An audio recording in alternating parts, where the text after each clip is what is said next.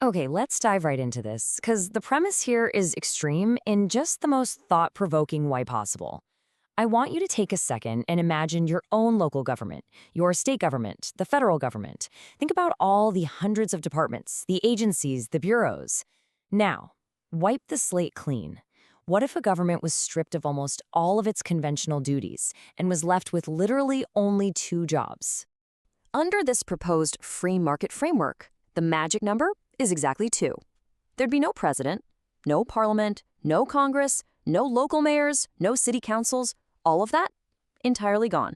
The vast apparatus of the state is reduced to merely two centralized institutions. And this brilliantly illustrates the contrast.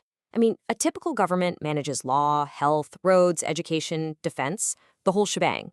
But in this minimalist model, the state only handles national defense and the Supreme Court. That is it.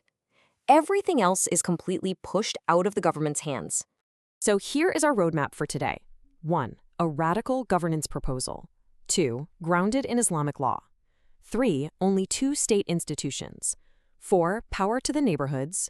5. Privatizing the public sector. And 6. A tax-free government. Section 1. A radical governance proposal. You see, the overarching philosophy of this source paper is built on one core assumption, that almost all government services are, in reality, just market goods. And the authors, they really don't mince words here, explicitly proposing to privatize all state services except for those two centralized institutions we just mentioned. The sheer scale of privatization being proposed is honestly staggering. The ultimate goal, according to the authors, is to maximize the standard of living and ensure that services become highly efficient by forcing them into a transparent, ultra-competitive free market framework. Section 2. Grounded in Islamic law. So if you have no parliament to write new laws, what happens? Well, the bedrock of this society relies directly on its constitution. The paper notes that because Somalia is nearly 100% Sunni Muslim, the codified rule of law doesn't need to be debated back and forth by politicians. It's strictly grounded in existing religious text.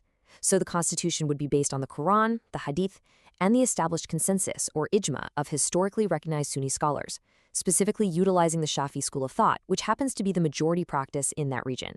Now, what's really interesting about this slide is the built-in flexibility. It's specifically designed to maximize individual freedom within this strict framework.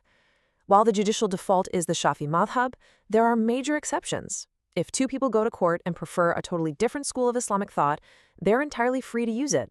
Plus, non-Muslims have the explicit right to choose to be judged by their own laws. The core principle here is to grant citizens the maximum possible freedom and property rights as long as it doesn't violate foundational principles. Section 3. Only two state institutions. Okay, so we know what the laws are, but who actually enforces them? Well, the state's duties are strictly divided. The military handles border defense and only steps in if armed conflict breaks out internally between private security firms, and it's led by just one commander-in-chief. Meanwhile, the Supreme Court handles final judicial appeals and issues business licenses, led by 5 judges. Both sets of leaders must rise purely through merit. And here is the real kicker. There are absolutely no untouchable politicians here. If a leader violates the Constitution, citizens can immediately vote them right out of power. Section 4. Power to the neighborhoods. Now, you might be wondering, if there are no local mayors or city councils, how do everyday citizens actually exert control over a national military and a Supreme Court? It all starts with a proprietary concept from the text called neighborhood assemblies, or NAs. This is the foundational political unit of the entire country.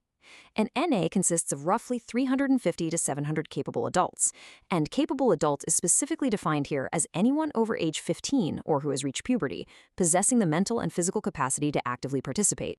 Let's move to and see how this builds into real, tangible political power. In Step 1, these citizens vote. In Step 2, the neighborhood assembly forms a consensus. Then, in Step 3, these NAs combined based on geographical proximity to form constituencies. Each constituency is made up of about 500 NAs, representing roughly 250,000 people. This bottom-up hierarchy is exactly how leadership is nominated, confirmed, and ultimately held accountable, and the absolute ultimate safeguard for local autonomy. Let's say the national government tries to pass a sweeping mandate. Well, a constituency has immense power. By a 2/3 supermajority vote, they can flat out refuse to comply with a national measure. And if they feel entirely disconnected from the central system, they legally have the right to secede and become completely independent from the nation. It is an extreme, unprecedented level of decentralized power. Section 5. Privatizing the public sector. So if the government is only running the military and a court, what happens to everything else? How do roads get built? How do airplanes fly safely? Well, under this model, all essential services are handed over entirely to licensed private businesses. The Supreme Court's secondary job is issuing these licenses. And we're talking airspace and aviation control, the management of natural and ocean resources, building and maintaining roads, even passport and visa services, all run by private companies.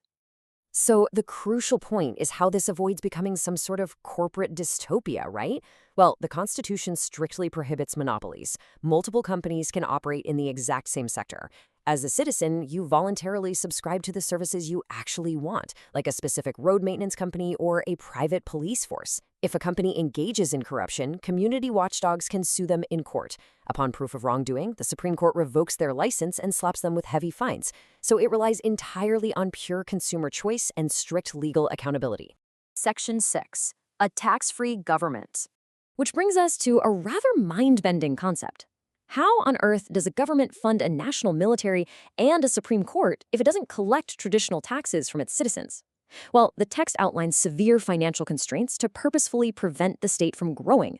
There is no traditional taxation, except for very specific Islamic land taxes.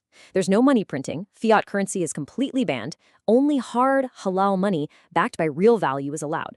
And absolutely no debt or interest, as riba-based finance is strictly prohibited. Instead of your typical income or sales tax, the state relies on direct revenue. The military is funded by taking a percentage of revenues from natural resources, ocean resources, and airspace fees. The Supreme Court, it's funded by case fees. If funds run low, the military literally cannot raise taxes. They just have to ask capable citizens to volunteer or rely on donations. And if court fees get too high, they're subsidized from natural resource revenues to make sure every single citizen has affordable access to justice. Even the core welfare mechanisms are kept entirely out of the government's hands. Zakat, which is the obligatory charity meant to help the needy, is collected and managed completely by private charitable organizations. The state has zero footprint in social welfare, adhering strictly to its minimalist design. It's a radical, almost unimaginably different way to structure a nation. By stripping away everything but defense and ultimate justice and leaving the rest to a highly regulated free market rooted in religious law, the authors of this paper present a truly fascinating thought experiment. But it leaves us with a massive question to ponder. Could a society purely driven by market forces, strict religious consensus, and localized neighborhood power actually sustain itself without traditional taxes or a bureaucratic government? It's definitely something to chew on long after this explainer ends. Thanks so much for learning with me today, and I'll see you in the next one.